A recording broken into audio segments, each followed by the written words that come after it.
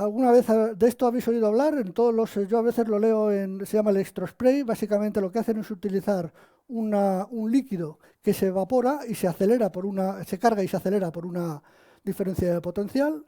Esto también es hoy en día comercial. Hoy en día satélites de estos se han lanzado ya unos cuantos. Y finalmente, ya para acabar, quiero romper una lanza por nuestro propio sistema, que nosotros le llamamos ALFI. Este es el sistema nuestro propio propulsor, que tenemos patentado en Estados Unidos. Y aquí lo veis operando en la cámara de vacío, como está funcionando con con Argon. Este sería el chorro de argón que sale del propulsor.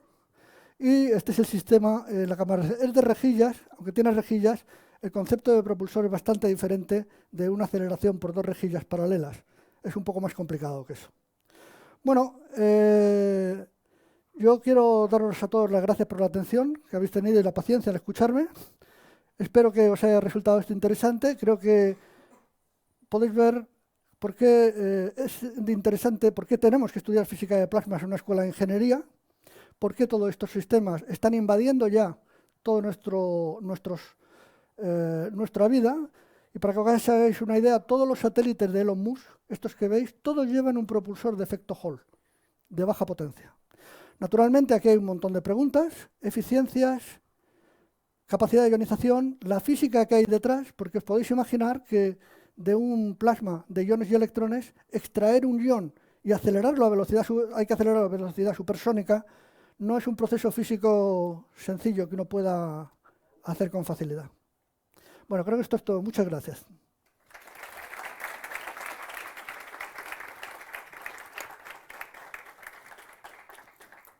Muchas gracias, Luis, por esta charla tan interesante.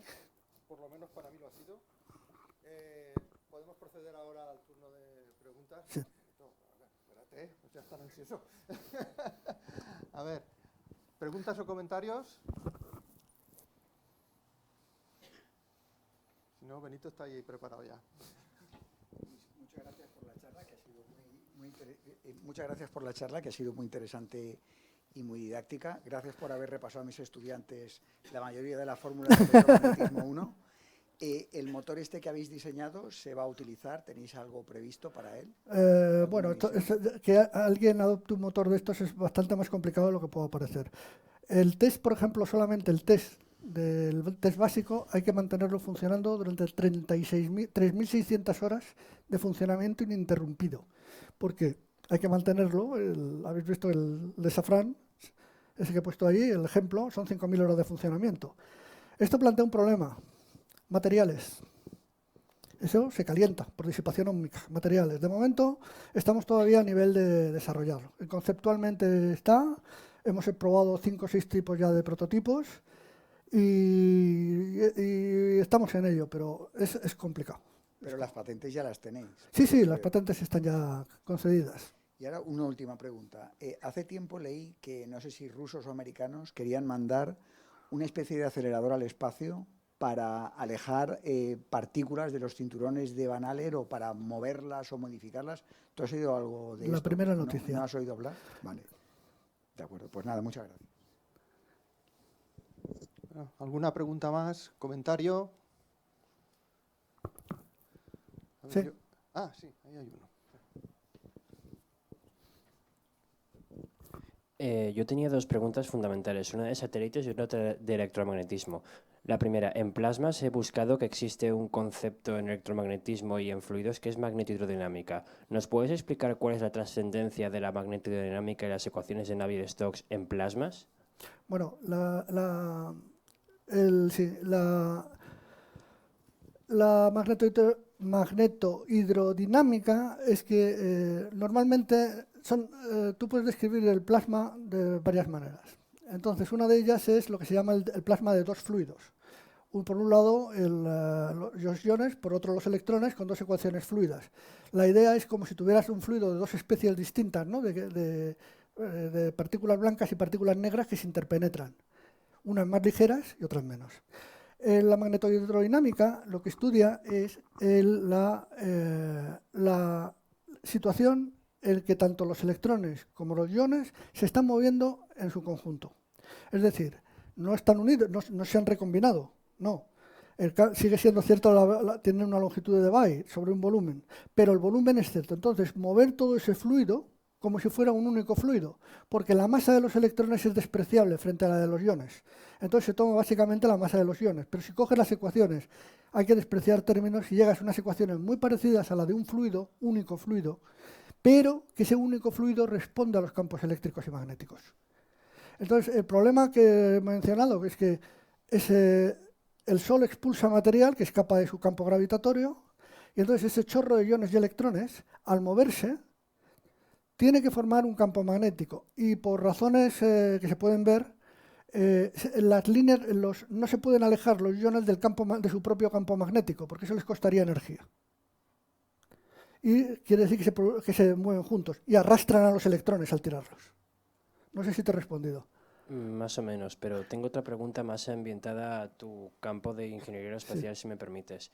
En la última diapositiva había una discriminación de satélites de menor tamaño. Sí. ¿Nos puedes decir cuánta trascendencia tiene menores satélites a menores alturas en cuanto a telecomunicaciones o otros ámbitos? ¿Esta transparencia dices? Mencionaron nanosatélites o de otras escalas como... Bueno, estas son cosas, juro que no lo he preparado, ¿eh? Lo que ocurre que siempre es la típica pregunta que te hacen alguna vez. Mira, esta clasificación que tenéis a la derecha en esa tabla son el tipo de satélites atendiendo a su masa. Esto está más o menos universalmente aceptado. Tenéis también ahí una referencia, si tenéis curiosidad. Esto está hecho por una consultora en Estados Unidos. El tipo de satélites mini, micro, nano, pico, femto. Pico, femto no tiene interés comercial. Habréis oído hablar mucho de los CubeSat y todo esto. Pero el problema de los CubeSat es que no tienen, son un satélite de 10 por 10 por 10 por 10 centímetros. El problema es que esos no tienen un equipo de comunicaciones, necesitamos una antena. Ese satélite hará lo que sea, pero como no lo comunica a tierra no vale para nada. Entonces es necesario dotarle de antenas y hacer que eso sea más grande, ¿no? Los mini, micro y nano ya son del orden de 10 kilos. 10 kilos de satélite ya es una cosa un poco más grande. Entonces, hemos lanzado solamente el año pasado, me parece que han sido algo así como 2.200 satélites. La única oportunidad de que esos satélites tengan propulsión, es decir, que puedan girar, tener actitud, cambiar sus antenas de dirección, es la propulsión eléctrica, porque no hay sistema químico que se pueda embarcar, porque pesa demasiado, y además, sobre todo el combustible, y además el empuje específico, es decir, que el empuje específico tiene que ser elevado, y además el tiempo de utilización del satélite, que sería ese empuje total, pues es muy pequeñito. Entonces, sobrevivir en órbita requiere necesariamente propulsión por plasma o propulsión eléctrica de algún tipo. Todos los satélites estos de Elon Musk, que están ahora de moda por la guerra de Ucrania, todos llevan propulsión por plasma. Es decir, no estamos hablando de nada nuevo. Vale, gracias. Hola. Bueno, en primer lugar, gracias por la charla, que me ha parecido muy interesante.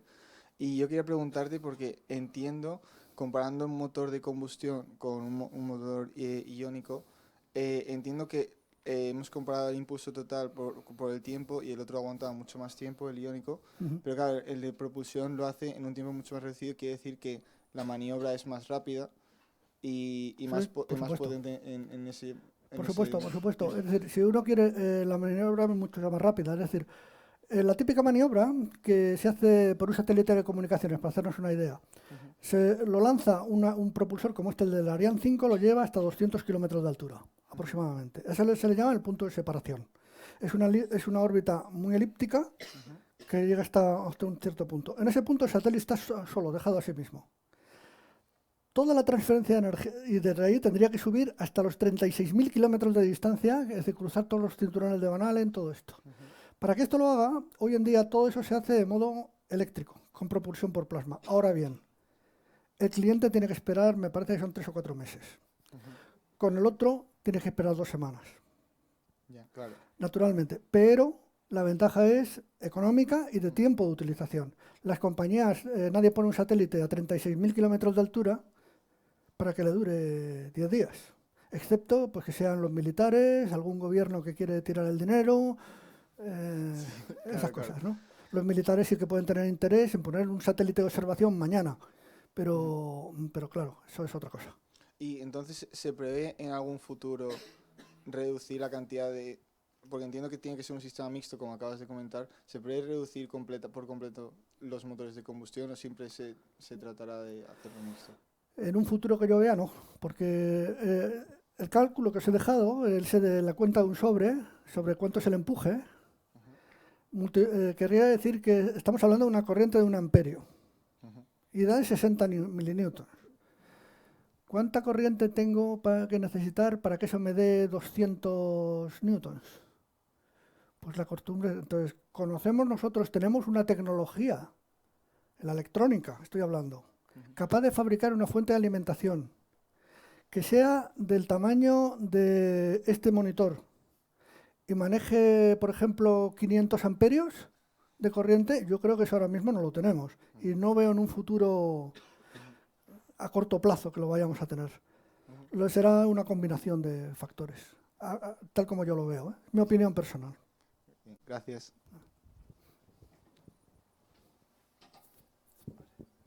¿Alguna pregunta o comentario más? Sí, hace poco, a finales de 2023, hay una empresa española que ha conseguido un lanzamiento de un cohete espacial. Mi pregunta era si el propulsor que se ha utilizado es el de efecto Hall, del que has hablado, que utiliza Elon Musk. Habla de PLD Space, Sí. todo químico.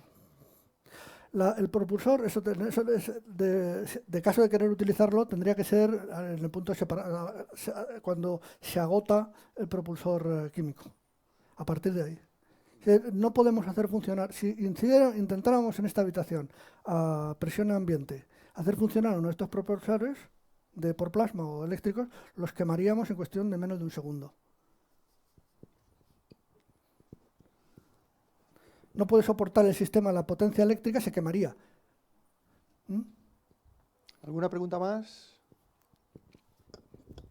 A ver, tengo entendido que este tipo de propulsores tiene que llevar incorporado tanques de xenón, tal, para poder producir el empuje. Entonces, evidentemente es mucho más eficiente. Lo que se hace hoy en día es tener cohetes con una primera etapa química y luego ya tienes una etapa de propulsor iónico. Mi pregunta es, ¿crees que el propulsor iónico tiene sentido dentro de 100 años, 200 años? Por ejemplo, ¿podría ser sustituido con algo tipo velas solares, algo así, que no necesiten un tanque de combustible de xenón? Bueno, vamos a ver. Primera cosa, 200 años son muchos años. Si miro hacia atrás 200 años, no me imaginaría estar aquí sentado hablando contigo. Sí. Velas solares y estas cosas son muy bonitos, la verdad. Es una idea muy bonita, pero muy complicada. Muy complicada, pensad.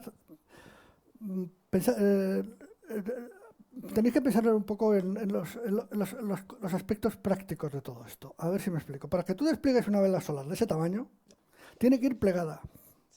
Y tienes que demostrar aquí en tierra que no va a haber problemas a la hora de desplegarse.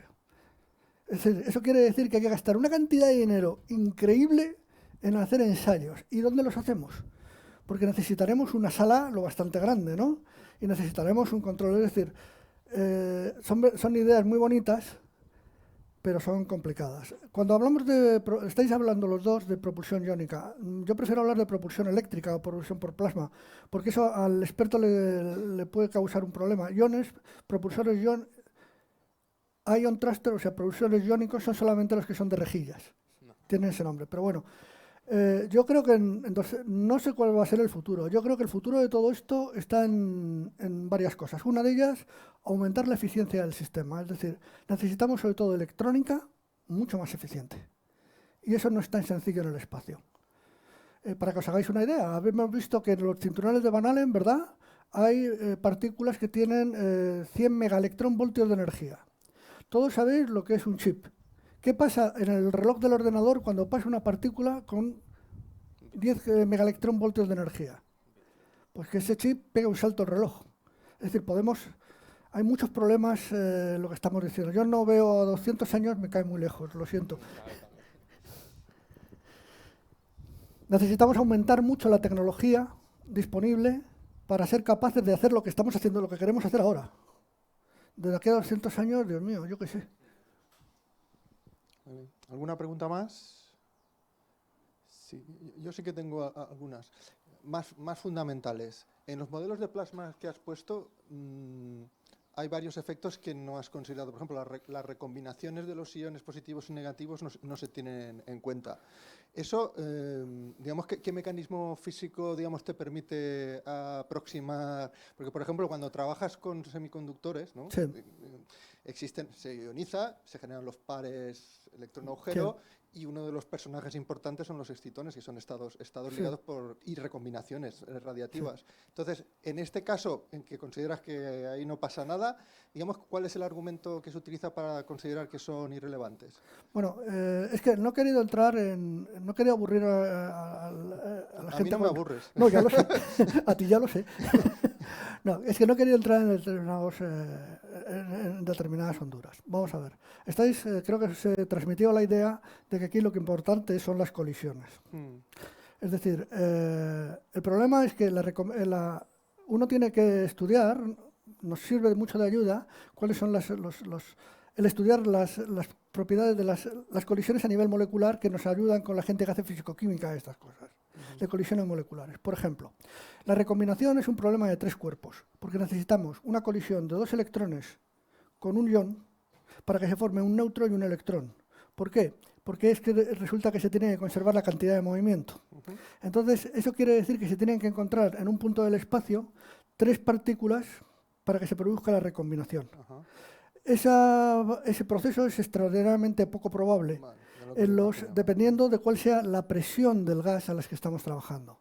En estos sistemas en los que estamos hablando de presiones tan bajas, ese proceso no se suele considerar. ¿Dónde se recombinan las partículas? Normalmente en las paredes de los dispositivos, porque lo que sí que ocurre es que un ion alcanza la pared del dispositivo y según un sistema muy bonito que saca un electrón del interior por efecto túnel, se convierte en un neutro y entonces, bueno, pues la carga del electrón va con la masa del sistema, ¿no? Entonces, normalmente eso se desprecia. ¿Dónde no se desprecia? Pues, por ejemplo, cuando se hacen chips para dispositivos electrónicos, todos los sistemas estos de etching y cosas de estas se están haciendo a presiones del orden de 1 militor, 2 militores. Es que yo estoy hablando aquí de que el test estándar para hacer esto son 10 a la menos 6 militors. Es decir, 5 órdenes de magnitud por debajo. El sistema, entonces, ahí la recombinación en las colisiones, los procesos colisionales son muy distintos. En esto siempre estamos hablando, ¿cuál es la escala de longitud? ¿Cuál es mi escala de tiempos? ¿Y cuál es? Todos habéis estudiado lo que es el recorrido libre medio. En la sección efical y el recorrido libre medio que tengo para una colisión. Eso me da las escalas de longitud del problema. No sé si te... Sí. Me imaginaba que había alguna aproximación, pero quería saber cuál.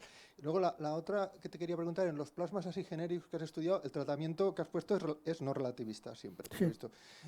¿Qué ejemplos hay, digamos, de plasmas en que el tratamiento tiene que ser relativista y tienes que cambiar el... Los hay.